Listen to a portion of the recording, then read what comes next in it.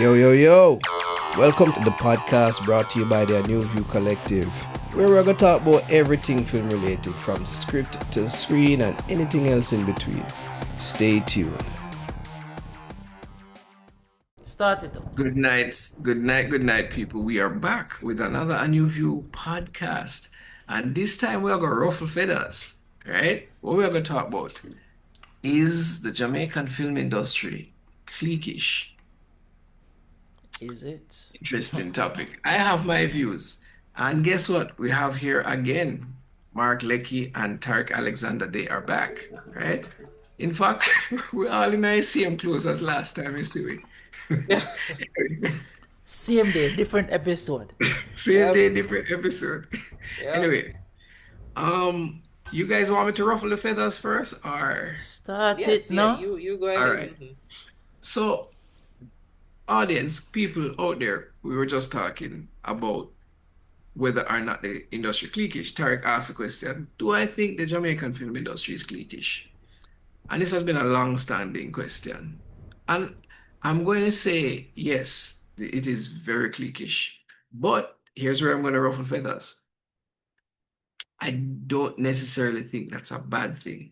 And I will explain why. You guys want me to explain why first, or no? Jump in with from a point of view. Maybe no, Go right cause ahead. They're seeing your face. Go on. I mean, all right, jump, get to it, because then get to it. we'll Cool. have somewhere So to. here's why I'm saying I'm gonna ruffle feathers. So being cliquish is not a good thing in general, right?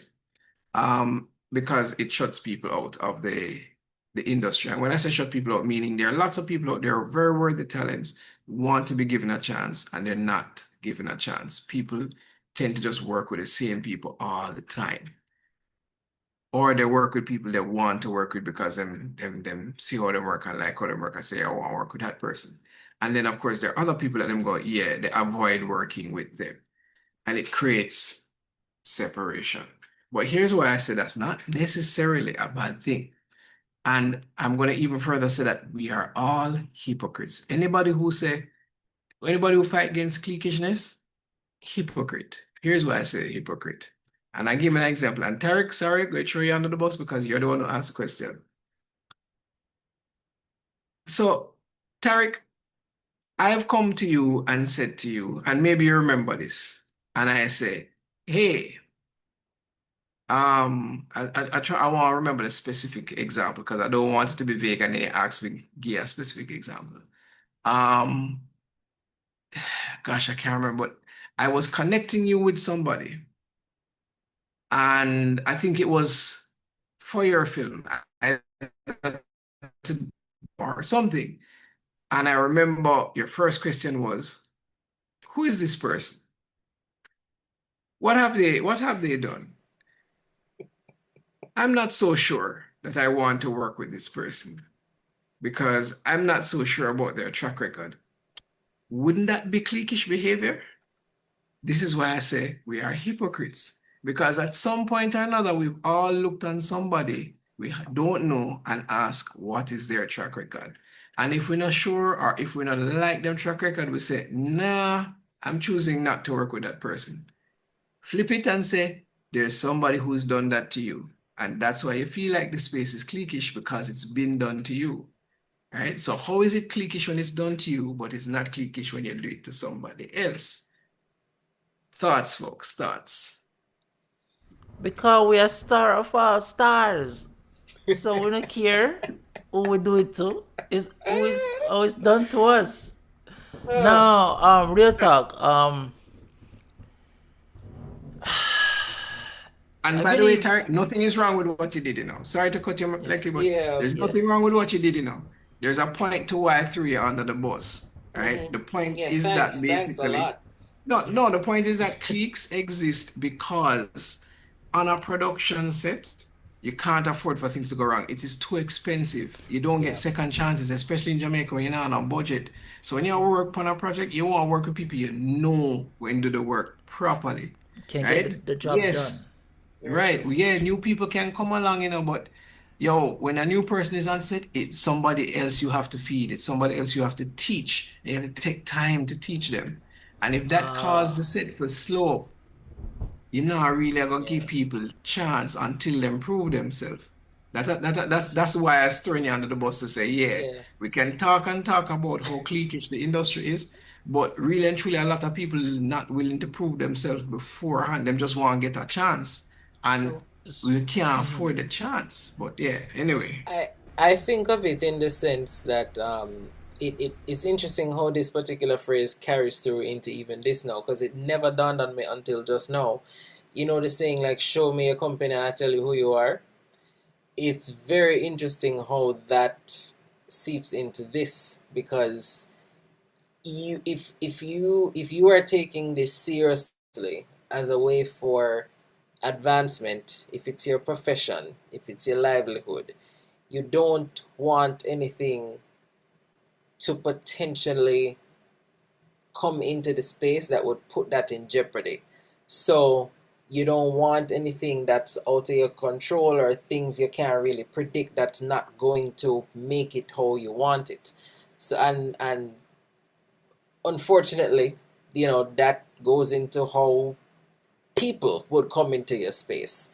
You always want, professional people, or even if I or you or like you haven't worked with that person before, they have a good rep. They've done, certain things before, or they have this certain skill set that you deem as useful. So it's now changed, as you say, like I don't necessarily see it as a bad thing anymore, but I think how it's done, I think can be harmful if you're not giving people a chance, or if you're being someone that's like gatekeeping, which I think is a problem.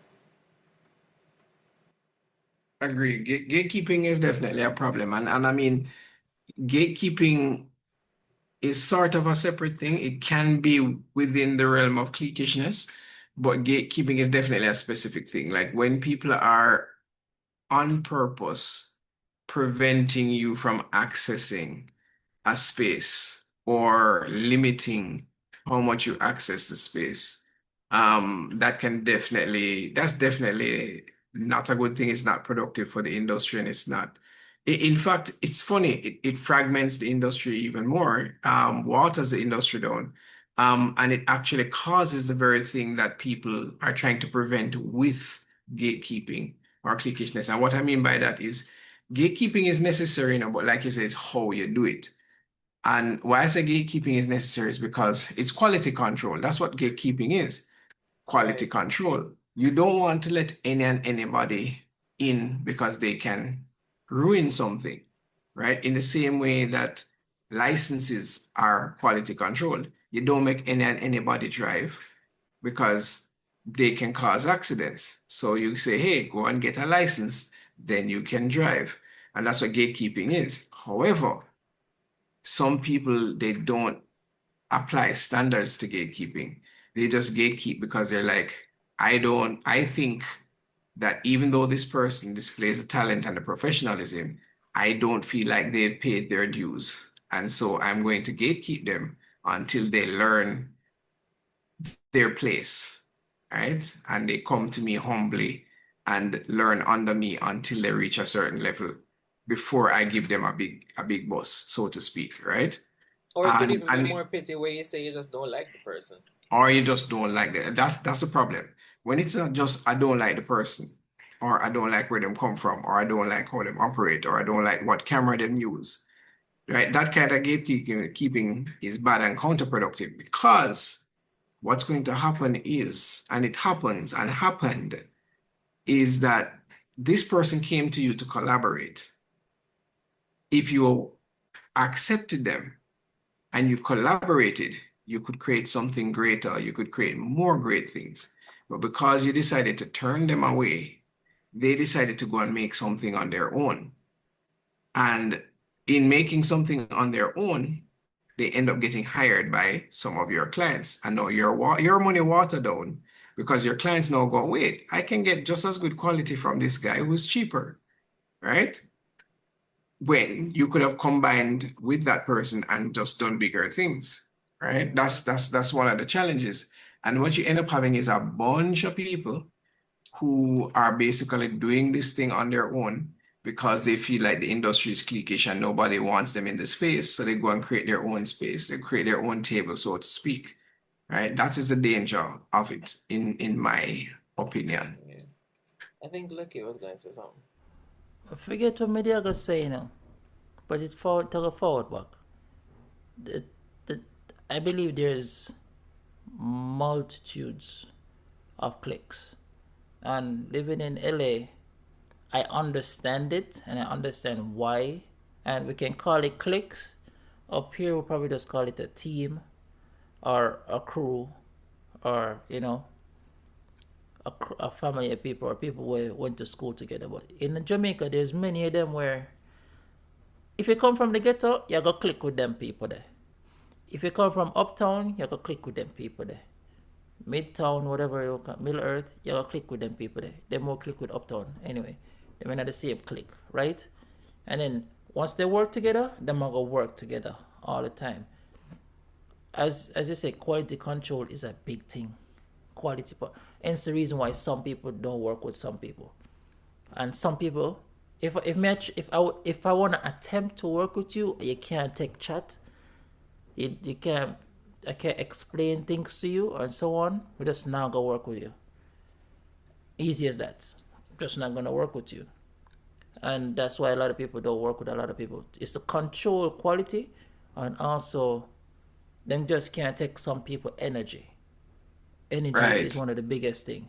And I'm glad you said that because, like, even the other day, somebody was asking me about a particular person who does have a particular skill set, and them say, "Yo, would you recommend this person?" And I said to them straight up, I said, "Yo, this guy is literally one of the best at this particular skill. Like, you can't find no better, right? Um, but I don't think they're a right fit for your set because of their style of performing that skill. I think it clashes with your style of filmmaking, and you're gonna have tension on set. And to me, it's just like a car. You could have a part that is, made out of titanium and polished with whatever, and it is like a high quality part. Like you can't find a higher quality part than this, but it's not the part for this car, right? It doesn't work in this car. It's the same thing. It's like Lecky might be a great DP, and somebody say, "Yo, you think I should work with Lecky?" And I say, "Yo, Lecky is great at what he does. He's an excellent DP, but Theme energy now go match with your energy. So I don't think he's the right fit for your project." Now, some people might look at me and say, "Yo, me a gatekeeper and me a discriminate against Lecky." No, I would recommend him on another set in a heartbeat, but in that particular set, because I know the people and I know their energy, Lecky going to disturb them energy and it's going to affect the production, right? So how am I supposed to treat that? Am I supposed to just say, "Yeah, man, Lecky a good DP," knowing that, yo, Lecky a go, me no know, Both harass person people energy on will set, get disturbed. something, or Lecky a go walk around the place and say, "Yo, man, you need to walk around with that, you need to say points, everybody, but I want to harass you with them points. Yo, man, for just doing work, one day in a different department and I tell me how to do mine. But it's not say Lecky wrong, but if phone set not like them energy there, you just not gonna like that energy. And it'll go affect the set.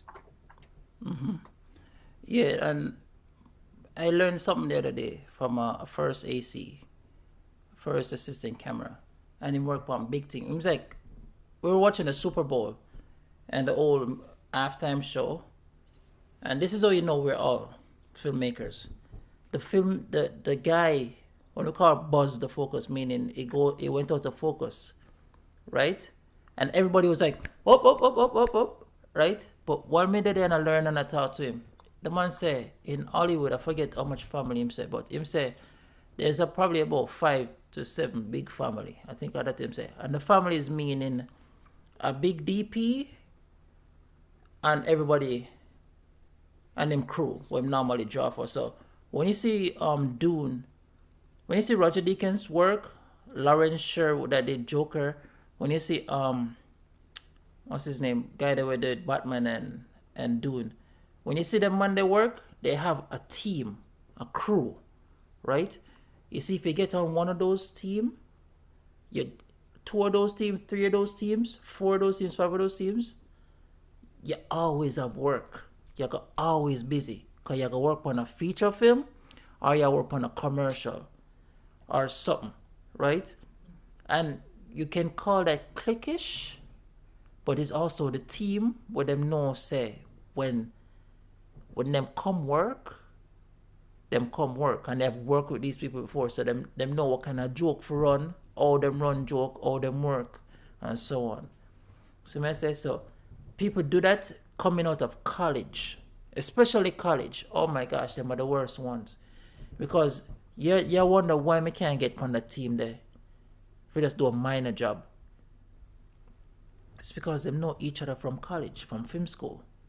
That's one of the hardest like crew to get into is people that come from film school. So there's a lot of clicks, there's a lot of things. It's just you for try when you get that opportunity to work on something with anyone, you do your best.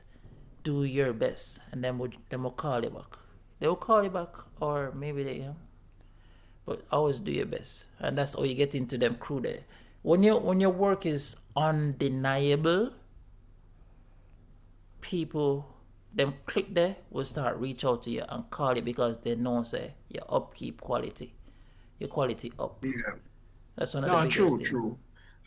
True. And I mean, I'm glad you position it like that because a lot of people look at film and because them see us on set and it looks like fun or it look like it don't look as structured as like a company. They feel like, oh, I should be able to just walk on set and say, hey, can I work on set and get a chance because I want to be a cameraman or I want to be a cinematographer, I want to be a director, and da da da da da. And they forget that it's a business, it's a company like any other. You couldn't just walk into JPS and say, hey, you know, I'm good with computers. Can I get a job? They're gonna say to you, yo, you need to apply like everybody else. Go and fill out a resume and send it in, right? We can't just take you on and we don't know your background, we don't know your skill set, etc. You can't walk into a bakery and say, hey, can I get a job as a chef? I bake really good cookies at home. You're gonna be like, did you go to school for this? Da, da, da. Then go and do a background check. But we kind of forget that the film industry is an actual industry. It's an actual business. No, I'm not saying that, malicious cliquishness don't go on, because there was a point in time where like, yeah, you couldn't, even if you were to humbly come and say, hey, I've written some scripts, could you, read and tell me if you think I'm a good fit here, like they wouldn't give it the time of day. There definitely was that where like there was no entry point. There was nobody you could apply to, right? You couldn't just write a resume and get an interview and blah, blah, blah. You had to know somebody or you had to know somebody who knows somebody. It's gotten less now, and I'll tell you why I think it's gotten less. I know some people they get a little weary when they hear me say the associations. Because there are some people who are just against associations. But the truth of the matter is since a JAFTA, since a JAN, the Jamaica Film and Television Association, Jamaica Animation Nation Network, Women in Film and Television, since those associations existed, I've seen the cliques breaking down.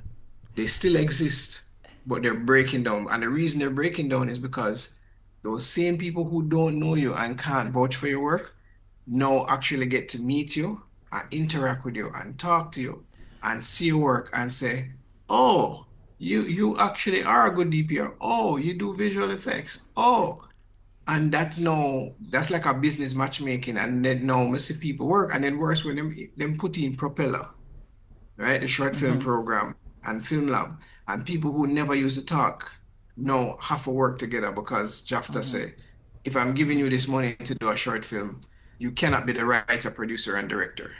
You need Right. to separate the roles and you need to get a crew. You can't shoot it yourself. You can't be writer, director, producer, and cinematographer. They need to be separate people, right? That forced people to work together. And when they work together now, they realize, oh, wait, you're really good at what you do, right? Or you're not good, you know. But now they know. And that has broken down some barriers. Now the same people who we considered gatekeepers, you can literally walk up to them at the meeting and go, hey, I want to work on this, or I want to become a DP. How can I get on your next set as a PA or a AC? And that's another thing. The play work, the way you start in the film industry is as a production assistant. A lot of people don't want to start there, and that's a part of the reason they're kind of cliquing themselves out by not wanting to start at the bottom. Pause. But the point is, we kind of have to play it both ways. You see, like when I throw Tarek under the bus, we kind of have to reflect and say, how are they looking at it? Right? Mm. What is their aversion to me? Is it the fact that they don't know me and they don't know what I'm capable of yet, and I need to prove it first and not take offense to the fact that they don't realize how good I am, right? That's a thing that I think we need to think more about. We need to, and there are people out there who the reason why they get into the clique is because them humble themselves and say, hey, yes, I might be talented, but I'm coming to you as somebody who don't necessarily know as much as you, and I'm willing to take a lower position and work my way up. And very often, if you do well as a PA, they take interest in what you want to be. And the minute you do the PA work and you do the PA work good, and then you say to them, you know, I really want to do producing, then we say, all right, you hear what? Next time you come on my set, PA with the production team because we have paperwork for you to do. And them give some paperwork and them realize say, yo, you're really thorough and you're really good with this and blah blah. You what? I'm gonna give you some simple line producing to do and see how well you do with that. And show you the ropes and see how meticulous you are. And then when they realize that you're really good at it, you're no longer a PA. Every time they call you, they're going to call you for that skill because they realize that, oh, you're really skilled at this producing thing. But they can't afford to take you on if they don't know your skill yet because if you mess up in the production room, in the producing side of things, you can mess up the whole shoot and then them now go get hired again. And if they don't get hired again, they can't hire you again.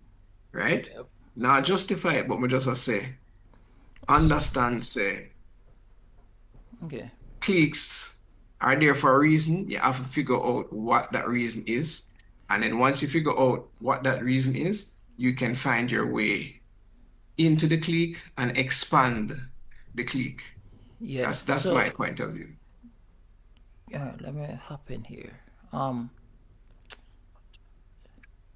Jafta definitely changed it.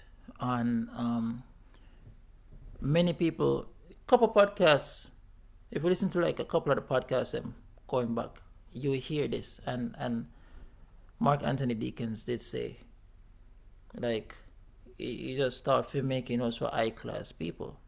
When we hear about Jafta, I thought that Jafta was for high class people, straight, right? And then when you go there, you start to rub shoulder with some of them same people, then talk to them and so on. Like that brought lower class and higher class people together. Because higher class people is who have the money or is getting the money or that's actually gatekeeping. Let's not even rally around that. They're the one that's actually gatekeeping because them get access to a lot of the big jobs that's coming here. And then when them people they click with the lower end people them, you know what I mean? Things happen. But the thing is it always come back to skill. Because if not, them are gonna treat Yep. you like Bob's Grange. Them are gonna only know you when you're good.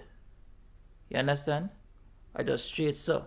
So but what also is happening is no matter if the higher class have the money, to be very honest, they are minority and they don't have all of that skill. They may can get the gear and everything, but they don't have that skill. You know who have the skill? The middle class and the ghetto youth, them where buy them camera and shoot all the time and da da da da. So now you realize say skill and money come together. And people have to work with certain class system. Let's not take class out of this too. Class have to do with this whole cliquish thing and all of that too. And people are coming together. So now when you see a lab set or Who's the other company that does commercials too? A lab, Phase a 3, niche, or M1. an M1. You realize there's people now from all both that's working on set, working on these sets, right? Because now filmmaking and skills is a level playing field where nobody no more than nobody. Either you're skilled or you're not skilled. You see me I say? You can't just say, I come from a person, so me have this, so me know this, me. No, you come from a set and you do fuckery, you're gone. You see me I say? But come back to they have their clique, everybody have they kind of kick because they're comfortable with everybody. And that's one more thing, because people can look at ANOUVUE and go, one is a clique, one a cliquish. But no. And it's the reason why once we're creating, people need to come in and learn and get something out of it. We're not doing a click thing here. You understand? That's why we say the man will over Montego Bay where make a movie every weekend, or who else that's doing this thing, or Dario. We need to work with these people. That's how you take yourself out of being cliquish and try actually build up and help people. You see me I say, if Dario had the skills with him for help him, this dude would be on another level. But nobody is there with him. You see what I say? So him, especially him living in Mandeville, him I go feel like everybody in a Kingston cliquish. Him I go say Kingston is a clique. You see what I say? And if nobody want to work with him, him I go feel the same way. So it's on us also to not allow that to happen. Even though we want to keep quality control, it's also for us to give people opportunity. Just like Kevin said before, he thought filmmaking was like Narnia when he figured it out. He might look in a book to find out if him can get the job. Not get the job, or get a job in a filmmaking. You see what I say? And then you have Mark Anthony Deacons would just say, yo, me never know say me could have do filmmaking or get in a filmmaking because of he thought it was for higher class people. I dropping that because he might do acting and stage management and so on. So I say, so come back to giving people opportunity to kill this cliquish thing. But it's definitely yeah. I will say, give me one more second. I also believe, as Kevin say, there are people out there that is just not interested in working with you, just because them have no other reason, just because I just don't want to work with you. Yeah, and I think that's fine. I mean, if you don't want to work with anybody for whatever reason, I mean, that is your reason. But I also wanted to say that I think we should also celebrate each person's win like it's ours, because it's a collective thing. At least that's how I've always seen it. I've never seen it as a situation where I must win, or this person that only I know must win. Because what we're doing in the grand scheme of things is not elevating ourselves. What we're doing is like we're representing a culture and a country which we all know deserves to be center stage.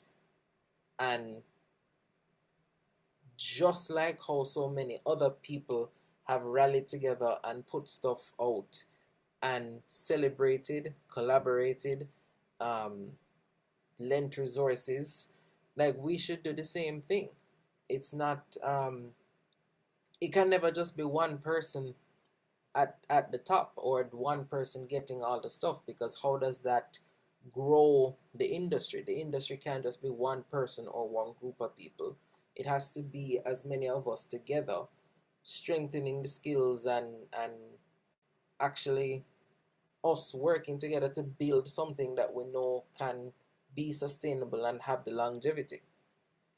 Yeah, but that happen and it also not happen, because in order to do that, people have to be like us and want to teach people or give people opportunity or put people upon things.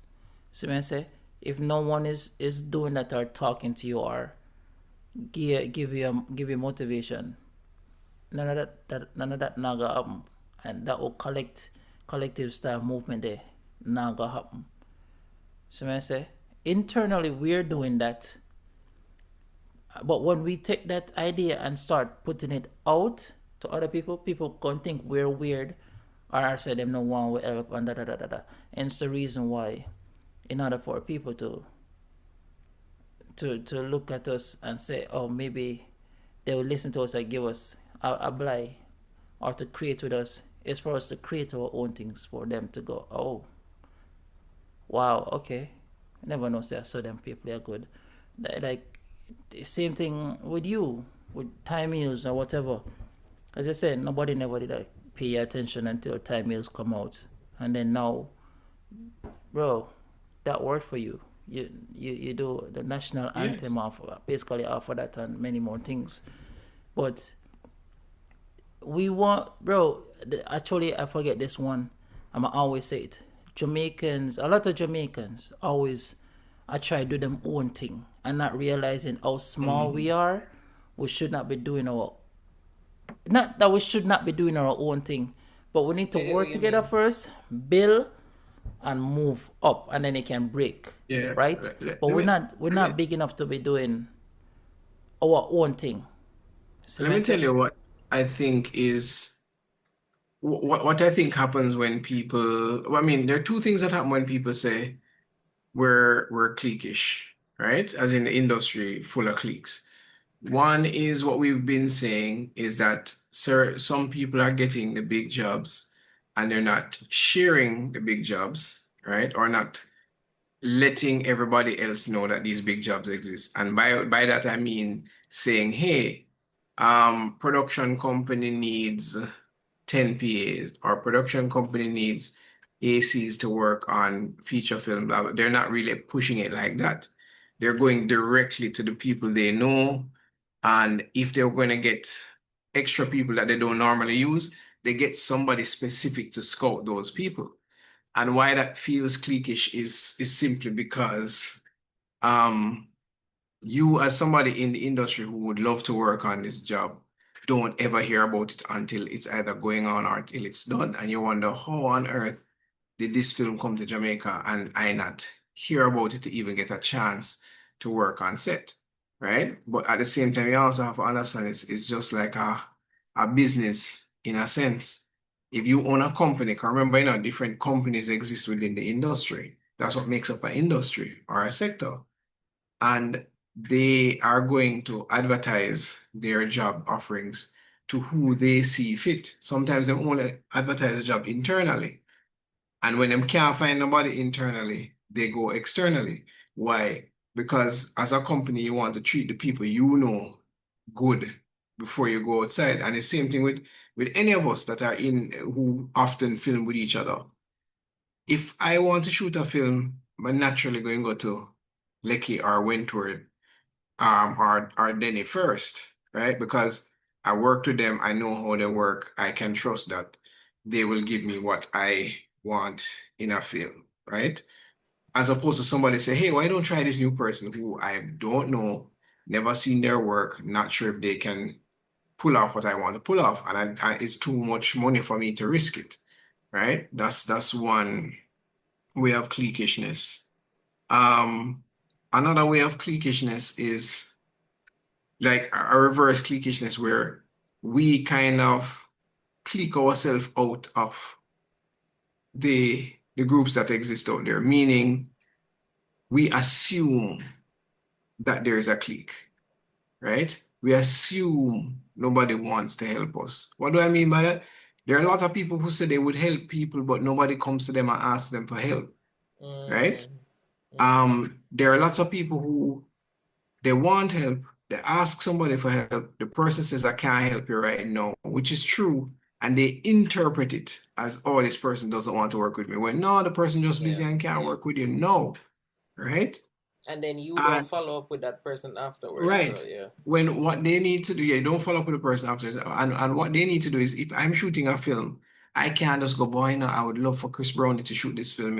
Let me go talk to Chris Brownie. And Chris Brownie says to me, I'm not available. And then me vex with Chris Brownie because him, him don't want to work with me. No, that's not true. He's just literally busy. Maybe I need to check him another time, or I need to say, put out on social media, hey guys, I'm shooting this short film and I don't have any money to pay or have very little money. I need a DP who can do this, or a DP with a certain level of experience. I need an AC. I need the sound person, da da da da da.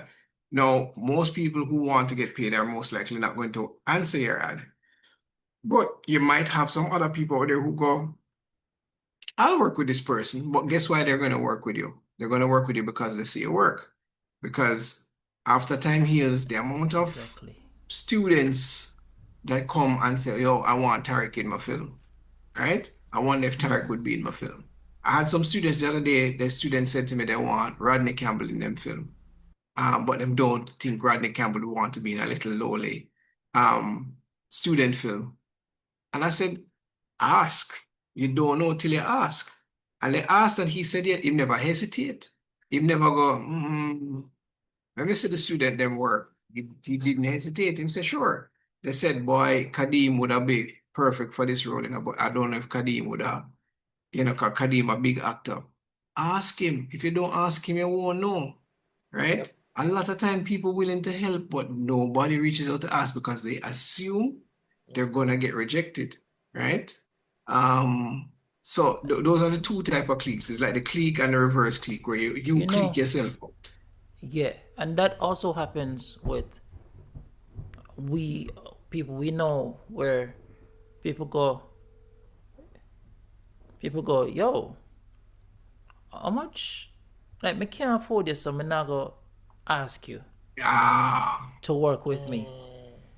And that it's same fact. person is just like, why didn't you ask me? Make me say no. Exactly. Let me see what you have to do, what you have to shoot, what you're doing, and then we can tell you yay or nay. You understand? Yeah. Bro, I Cause love I love that you brought up that point, because the truth of the matter is you can say it, Tarek can say it, and I know even the biggest of people, whether Chris Brownie or Gabriel Blackwood, anybody, if you approach them with a project and they like that project and them no saying of it and them go, yo, more work on a project, they'll work on the project. Yep. No, if they look at your project and they go, nah, I'm not really interested in that project, don't take offense to it. They're just not interested in that project. Youth might think it's the greatest project. That's fine. Everybody thinks their baby is cute. But that don't mean say somebody else have to think your baby cute, right? That's just the bottom line. No, but you laugh, but it's true. Yeah, it's And true. and at It's true. this and at the same time, too, you have to understand, say, people work with you if they want to work with you, and that is fine. And what helps that is you have to just put out good work. Like at the end of the day, if you think about it, how I got into the film industry is very, very simple. Right? Tell this story all the time. I got attracted to film in my mid-20s. And I said, boy, I really, really want to get into this industry. I really think this is what I want to do. This is what I'm meant to do. And I think it was 2005 or thereabout. I was like, all right, um, I went in the directory looking for every film company that I could find, every video company I could find, email them, send letters to them, call them. And I just wasn't getting any favorable responses. And I'm like, how do I get into this industry? Asking around, can't get any answers, because it's like once you're outside, you're outside. You don't, it's like I said to Lecky, it's like Narnia. You don't know, even if you knew Narnia exists, I don't know where to find it, right? Is walking at the closet by accident and go, oh wait, there's a whole new world here, right? Because what ended up happening for me was that I said, all right, I heard about Facebook at the time, and I hear how, oh, people start Facebook groups and, you know, pull in people of different interests. And I said, all right, let me start this Facebook group and see if I can attract the film industry to the Facebook group, because I noticed on Facebook there are other groups. Start this Facebook group, and it's only people like me that join it, other people who want to get into the industry and not the actual gatekeepers, right?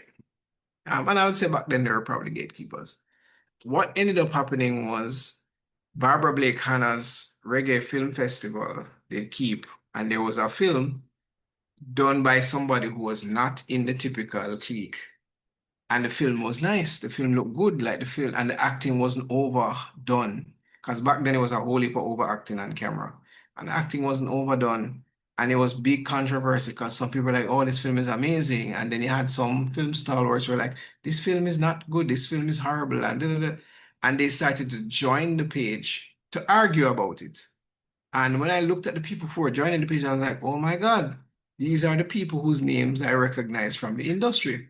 Still never get in yet, right? That's just a backstory. How I ended up getting in now is talking in that Facebook group about filmmaking, right? Talking about the things that I learned, shooting a little thing here and there, putting up script excerpts, da da da da da. And then what ended up happening is that the people from the industry were watching and they were realizing that, yo, here's this young guy who is curious about film and he's studying it like crazy. And it looked like he really, really wants to be in this thing. And I remember Tanya Taylor tried to get me in the Film Producers Association at the time as like a PA, but the Film Producers Association would really and truly only take producers. And they would take people who are non-producers on very, very limited basis based on recommendations. No, again, this is a quality control thing. Cliques, but at the same time, quality control. Like, why are we letting this person in? What is their background? And so I was just like, boy, this place is really cliquish. I can't get into this industry, even with this lady pushing for me. And then she reached out to me when American Next Top Model came to shoot in Jamaica. And she said, hey, Kevin, I have an opportunity for you to work on a show. And I go, what? Really? And she's like, yeah, but it's a 2 week thing. You'd have to take time off from work. And I was like, yo, I will take vacation for this. And I literally took all my 2 weeks vacation to work on that set because I was like, this is the opportunity of a lifetime to get to work on the set and blah, blah, blah. Before that, work on some little dibby dibby music video and whatever, whatever. And I was just amazed because a lot of people who were new to the industry were in that room with me as PAs, right? So it was like, yo, the clique was opening up a little bit.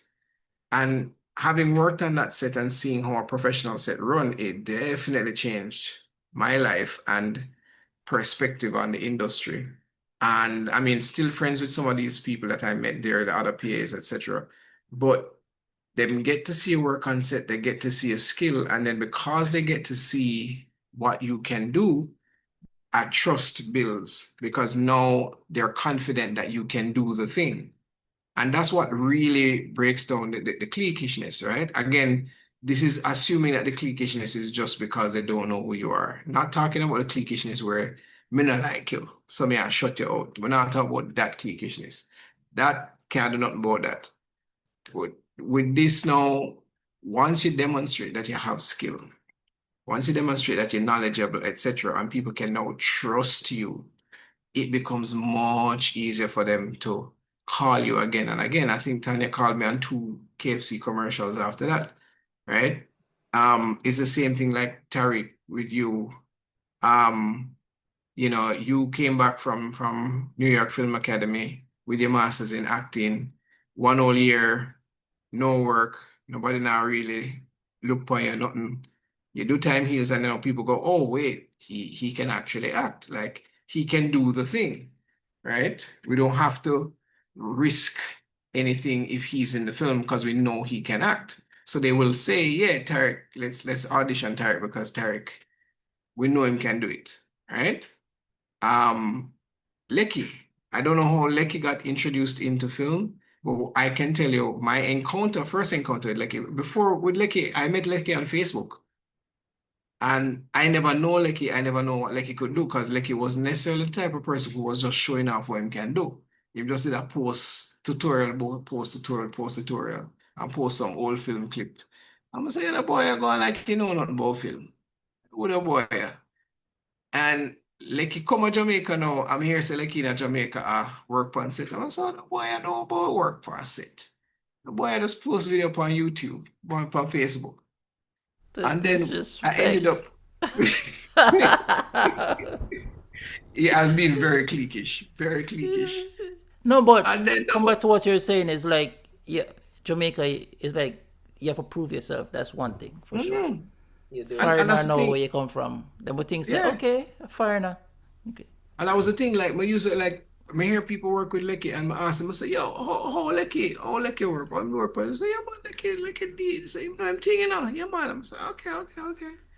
And then it's when me and Lecky end up working and I said, no, you know, man, parrot Lecky, you know, but man, parrot Lecky, Lecky, no, no, you know, but man, parrot Lecky, see that boy, I know nothing. See that boy, I know nothing. I always a show up on Facebook, like, him know nothing. And we You know, needed say to Kevin, shoot. Kevin have something to say. And I'm like, No man. Jamaica, no. As I Oh, keep saying, boy. Jamaica is a proving ground. No matter how Yeah, good you yeah, man. think you man. are, you Jamaicans, always have to Yeah. prove Jamaicans yourself not to easy. Jamaicans. Yeah, Yeah, Yep. Jamaicans not easy to trust. You yeah. understand? And is when, we had to shoot a scene in a bedroom about 2 stories up, but these were two tall stories. It's not like two normal story. And, we never have no combustion or nothing like that. And Lecky say, yo, him a go bill a stand. I'm say, bill a stand? Yeah, what you mean? And we see man take C stand and a bill and a bill and a bill and a bill until him build this tall structure go way up to the second floor. And I say, yo, the youth can know him stuff. My boss say, yo, the youth are the real deal. And like from that, I rate Lecky, let me say, yo, Lecky, yeah, man. All the Facebook posts make sense now, don't? Yeah, man, the man is not a fraud. All the face, but the boy, know him stuff. But again, because improve himself now, it's like if somebody say, yeah, man, me I gonna get lucky for AC or for DP or for even grip, I'd be like, yeah, man, you in good hands. You in good hands. Me not have to even ask no question, like, you Yeah. know. But again, it's because improve himself. Because if I don't know him, I don't know him. If I don't know him skill, I don't know him skill. I wouldn't. If a man come to me and say my car pop down and him say, yeah, I can fix it for you. I'm not gonna just trust him just so. Worse is a European car I drive. I can't just trust him with. It's not a Toyota. I can't just trust him to go work on a car. I need to know, say, all right, have you worked on cars like these before? Yeah. Because last thing I want is get my car and then you make it worse. Because I can't afford that. See what I say? But yeah, that's my point. Yeah. Okay. Good But it man. has. Oh, man, listen, Terry. No. Well, No. no. It's just really quick. I was just gonna say. I think it's important that as you just said, Kevin, you you can't just come in swinging off the bat like just expecting the world to move for you. You You almost can. have to. Well, You can actually. That's why mentality Jamaica is fucking weird, man. Because there's a shit where almost like you have to dance abroad before you can dance a yard and then come back again and dance a yard. But then if they rate you from abroad, you're not really bringing in them. Not, you're not really prove yourself a yard. well, that's If true, that but then if you that have to if that reach a makes sense. certain level of that, though. That's and that's what I said. That's the point where you don't really have to do. You don't have to really prove yourself no more. Yeah, it's like yo, I'm do, I'm Yeah, do. You know what I yeah, mean? Okay. yeah. Well, I mean, what I was thinking is like even taking up a role as a PA, there's nothing demeaning with that at all. Like it's every single role on set is an act of service to me. And PA, because I've been PA on a couple sets and I don't mind it at all. I think you learn so much from it. Even though really and truly I would prefer to be in front of the camera. I don't see a PA role as anything demeaning because you learn so much, you get to actually interact with everybody on set, and you can observe so many things. And honestly, is an act of service. That role is essential. Every single role is essential. But without a PA, a set can't function efficiently. So at least if people are looking for a way in, a PA is a great way to start. And I also think when you're approaching people, don't just think of your goals, like what you want to do. like consider the other person who you're actually talking to. Like, what is it they're interested in? What do they want to do? And how you can help them fulfill that role. Because if you just approach people with the idea of what you can get from it, people can read people very easily, you know. Like, they know if you're being fake or if you're being genuine. And if you're only working in your own best interest, nobody not gonna want that energy around them. The best thing about filmmaking is like once you touch set, we can find it out fast. We can find out like what's your real motive and agenda fast. We can see if you're really skilled as you say you're skilled, or you know, if you do what you say you're gonna do, because it's just it's in the work, it's in front of Yeah. you. You see what I say? But PA, I believe PA is one of the best jobs to like get your foot in there. And these same clicks over Agreed. here talk about is like when them see like, all right, this is the thing, you know. These same cliques or groups or whatever or teams that's working. The best thing about this is they always need PAs most of the time. So if you need a PA, that is easy for you to get in as a PA, right? Now, when you go in as a PA, you have to dip on top of your shit because Yeah, you can't just them sit all around. watch. It's They're work. watching. They're seeing every single thing, right? And then if you're really good as a PA, then you keep coming on as a PA, keep coming on as a PA with those same group of people that you couldn't get into because you never have access, right? Unless you're like a DP like Darren, where it's undeniable. Either they want to work with you or they don't want to work with you. So I say, but once they reach out to Darren for work with him, either him say no or him say yeah, right? But other people, they don't really have to choose you. You have to kind of do your work and make sure say look good out there. And once you look good, you get into those same teams, those same crews, and then you start saying, yo, you know, someone start production coordinate, and then all of a sudden you say, you know, want to do some producing. You may be able to step on some tour, right? That's so. But you know, want to start do some producing, but production coordination, that's the next step after PA. You see what I say? And then that's how you get in on some of them crews there. But yeah, you just gotta be a really good worker. Even if you don't know what you do, at least be busy and willing to learn. And then that's how you get into some of them crew there. If they see the potential, them see say you want to learn, them see say you want to work, cool. You see if you come and say you don't know what you do, and you're lazy, and you get back talk, you talk back, you know we do it already. Problem. Yep. You just don't come back tomorrow. Yeah. Hey, am I not working today? No, we found a replacement for you. Not Simple. even getting an Easy like that. explanation. Easy like that. Easy. Sometimes yeah, you just not come back. What I must say before we end this, even when you think you have passed the barrier and you're now in the crews and the teams, there's one more thing. With me learn. I'm at Jamaica where I talk one time. And the man I say, yeah, you never see it in a group. I'm like, what group? There's a fucking WhatsApp group for camera, which is all camera and ACs and people in Jamaica. Me no day in that group there. I was never invited into the group. On top of that, Kevin know about this group. There's a group with all of the people we consider gatekeepers.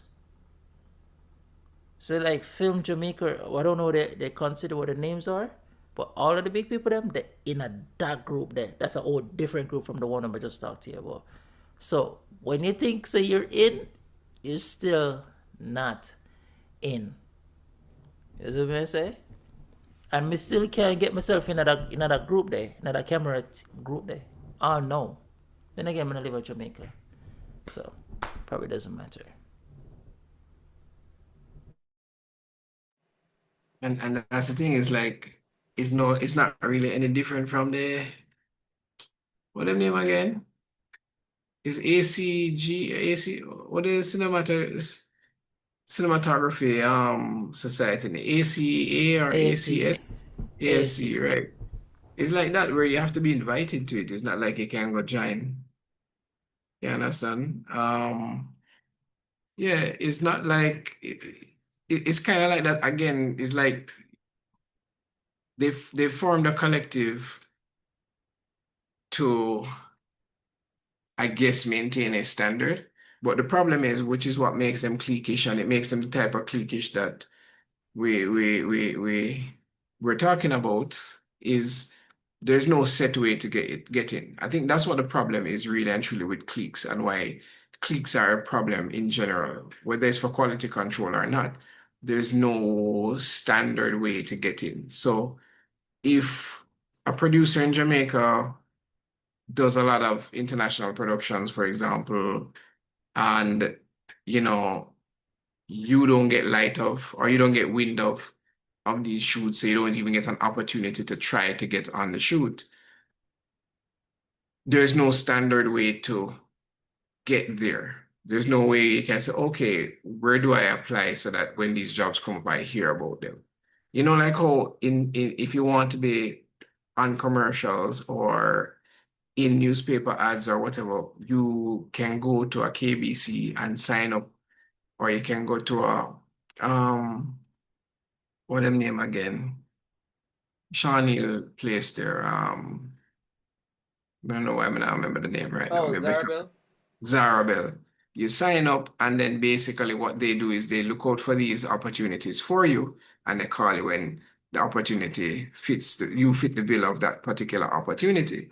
We don't really have a system like that where it's like, okay, you're a DP, come and register here and put a link to your portfolio, and when a shoot comes up, we call you if you fit the bill, etc. You kind of have to know people to really get that kind of buzz.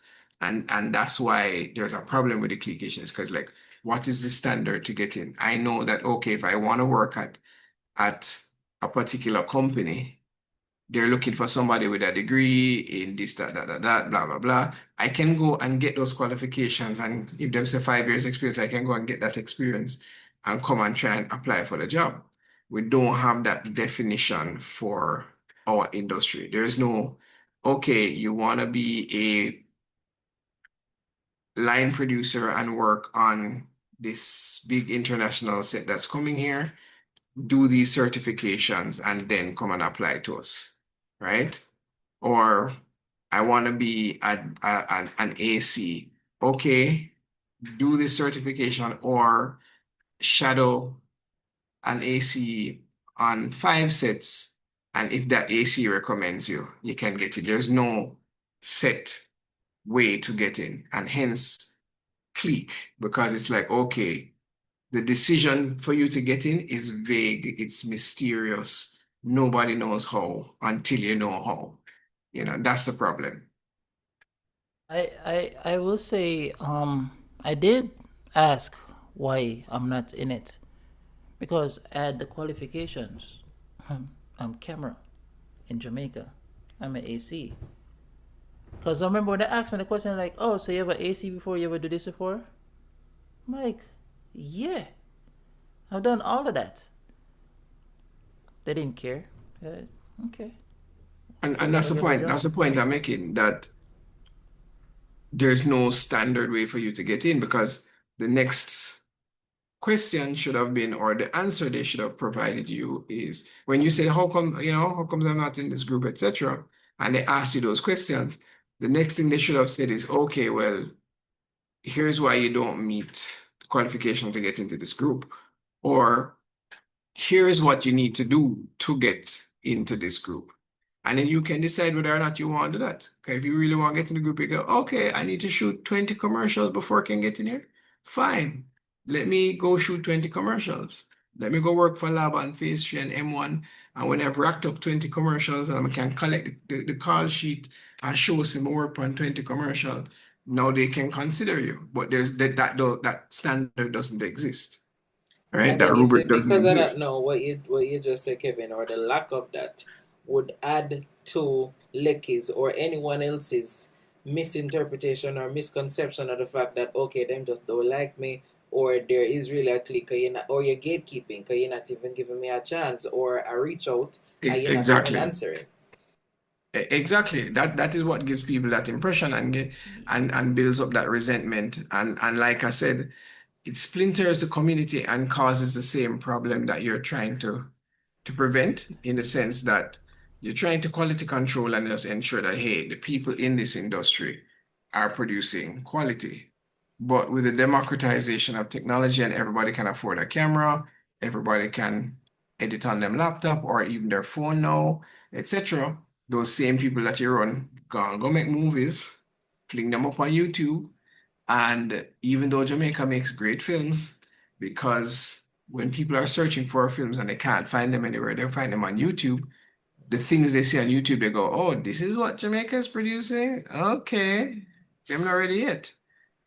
You know, so, but if there was a system for them to get in and get properly trained, then even if they decided to make stuff on YouTube, at least this stuff on YouTube would end up looking good because they're properly trained.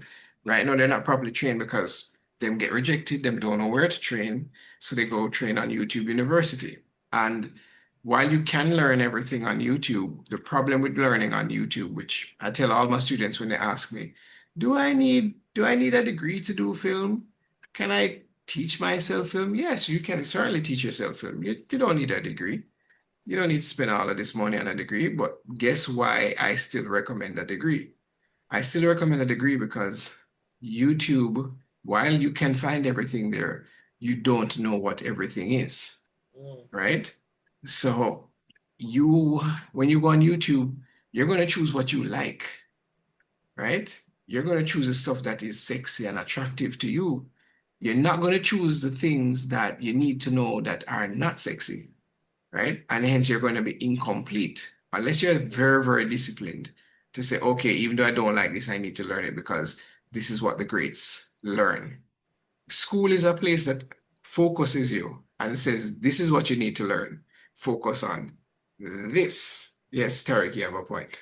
Yeah, no, it's in full agreement with what you say, and I think it should even ring more true for us here in Jamaica because we're already at a disadvantage where we don't have a, a established industry with things that are already set in motion for you to move from point A to point B in a regular way. So I know that it's expensive. Like it wasn't easy, right? But I think if there's an opportunity for anybody to get a degree in this, I would say take it because I needed that experience. I know why I did it. I know why I went, and that experience was the best experience of my entire life. Just learning about the craft, understanding it. I wouldn't have known more than half of the things I learned had I not gone. And I know some people might look at it as a privilege or whatever, but I still recommend it to anybody if it's presented to you. If you don't know somebody who can give you the resources like in books or specific short-term training stuff, if you get the chance to go to school, please go. You'll be all the better for it. Yep.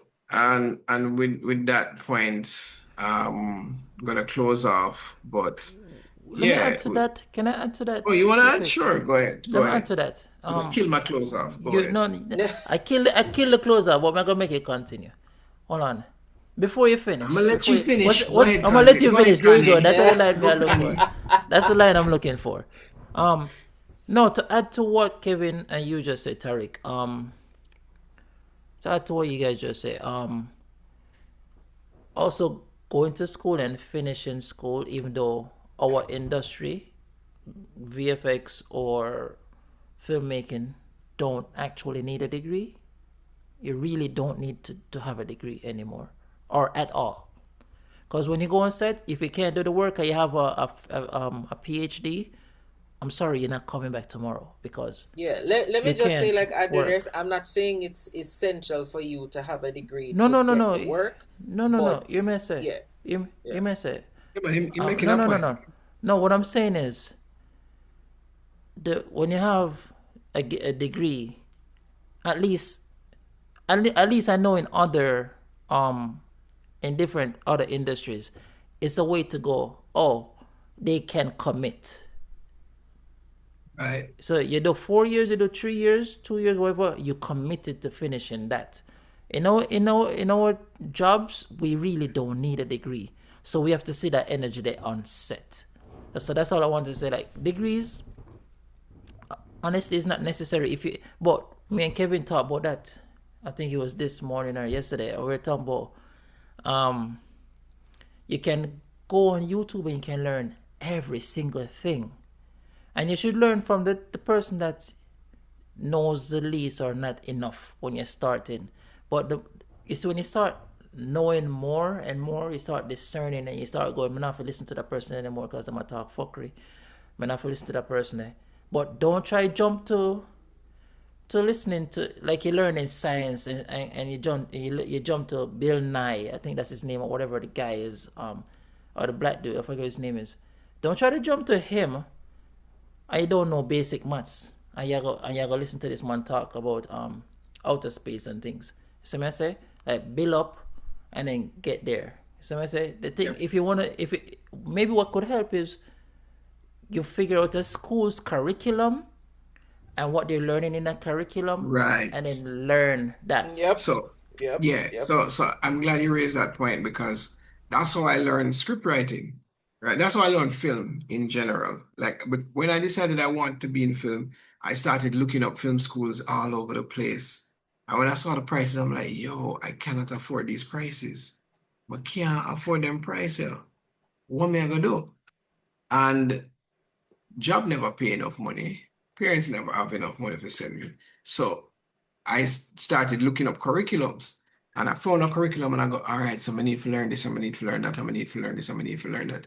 I'm gonna just dedicate time for just looking for videos, looking for books, trying to find a little 1 3 month class here and there, and just build up the knowledge, build up the knowledge, build up the knowledge. Until literally speaking, people just believe that I went to school for it. Right. I've had people say that, yo, I think you did have a degree in this, and I'm like, nope. But that's because I found a degree program's curriculum and just followed it to the T, right? A lot of people are not that disciplined. A lot of people, they go online and they just go, what's the best camera to shoot with? Um, Netflix approved camera. And the problem with that, and which is why I rate school, is that they jump the gun, as like he's saying, them are trying to jump to the top. They're looking at a film and thinking this film look good because they shot it with an array or they shot it with a red. If they went to film school, they would have get a simple little camera in first year and they would say, go and shoot. Here are the principles for shooting. Go and shoot something and make it look good. And you know, have to struggle with that little camera and figure out composition, lighting. You have to get more creative. You have to actually force yourself to use the principles. You have to look and go, oh, it's dark. We need to get more light in here. Da, da, da, da, da. As you progress through school, you get to use more sophisticated cameras and earn your way up to the top. And the reason why that's important is because you'll see lots of people get a big camera as their first camera, and the footage still looks like crap. When they shoot, it still looks like crap because it's like you bought the camera, but you didn't learn lighting, you didn't learn set design, you didn't learn composition, you didn't learn the 180-degree rule, etc. And even if you pull up a YouTube video on cinematography and it goes, oh, 10 tips for better cinematography, it's going to say to you, oh, this is the 180-degree rule. You still might not understand the 180-degree rule. The amount of times I see students learn the 180-degree rule and still get it wrong. You have to actually practice with guidance, and the best place is in a school setting where your lecturer can go, hey, you're breaking the 180-degree rule. Remember that this is what the 180-degree rule is trying to achieve. Yeah. If you want to break it, this is how you break it. A lot of videos don't even tell you how to break the 180-degree rule properly, right? So that you can still maintain what you need to maintain, right? Yeah, you can find some videos like that, but if you don't even realize that that rule can be broken, you're not going to know to look for that video. Your lecturer will be able to say to you when you're having your class discussions, and you say, but sir, you may watch this movie and we notice that they break the 180-degree rule, and the lecturer can say, well, this is how they did it, and that's why it's legal, because them pass the camera behind them head and switch the 180 in real time, and that is why it's legal, versus we just cut to our next 270-degree angle.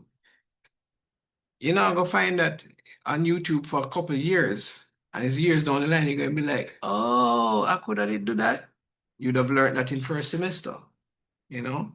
You learn it Again, first, then you unlearn it. You find ways to right, go around it. right. So again, not saying that you have a degree. I'm just saying that a degree is very useful. A degree program is very useful. And then on top of it, the next thing that you get from doing a degree is a network. Not only is your lecturer your network, but your fellow students are your network. Because I can tell you, as a lecturer, enough time I get called and people say, hey, you know, this student, he applied for a job at my place. Is he any good? And I'll go, oh yeah, man, I'm good. Or I'll be like, right? So make sure you're networking at school. Don't come to school and be a loner. Come to school, make good with the lecturers, make good with the classmates, because when that classmate get for work at M1, and as soon as M1 say, you know, we need an AC, you're going to be like, yo, me I call my brethren, you know, call my brethren in a wicked AC, you know, when we did there at school, him AC my thing and him body, you know, and they say, yo, apply for that job, yo, right? That's what happens, right? When you decide, say, you're going to learn everything on YouTube, you're alone, right? When you decide, say, you're going to look at a job and tell people, say, I have YouTube certification, you're alone. Nobody's going to take that risk, because as Lecky said, having a degree shows that you have that discipline and dedication. Doing YouTube videos doesn't necessarily prove that to me, but can't take a risk on you because you learn how to use the array camera on YouTube. When you decide to learn on YouTube, now you have to network for yourself. You have to go shoot stuff for yourself to prove you're good. And then you have to network so that you have the opportunity to show people that you are good, right? When you went to university, you already showed them in your assignments when you did group work together. You already showed them in your assignments when you did the lecture show the assignment in class. They go, yo, I like you do that. Yo, embody. You already do that. And that carries beyond school. YouTube, you're there on your own. You have to find your own network. Have to find your own network. So And before Kevin cuts us off, I just want to say everything. Before Kevin cuts us off, I want to say everything women know when it comes to filmmaking is YouTube. We learn it. Every single thing. I'm not Even learning some with of the it. VFX and everything. It's YouTube. I learned it on YouTube or that's in great. person on set. You understand? But come back to when you get that opportunity, you have to pay attention and learn and lock in. And then, okay, when you try to learn and to do something or to shoot something or the way out to shoot it, go study, go up on YouTube and learn that specific thing. You will go down a rabbit hole, but at least you'll learn that thing there. So I say ISO, shutter angle, and frame rate. Once you learn them three something, then you know to play them together. Never You know what I stop mean? learning. Never stop learning. Anyway, guys, this was another really riveting podcast. We dove into the cliques in Jamaica and whether or not cliques are good or bad. And I think we determined that, yeah, we definitely have some bad cliques, but we determined that cliques are not bad in all situations. And really and truly, it's just all about doing the work and proving yourself. And skill is undeniable. So keep building your skill. You will succeed no matter what. As long as you just put your skill out there on display, people will notice you, and it's undeniable. Anyway, guys, see you guys on the next podcast. All right, peace out. We out. We out. Thank you for listening to the A New View podcast. Please do not forget to like, share, and subscribe. And if you want more information on today's episode, check the show notes below if you are on a podcast platform, or the description if you are on YouTube. See you next episode.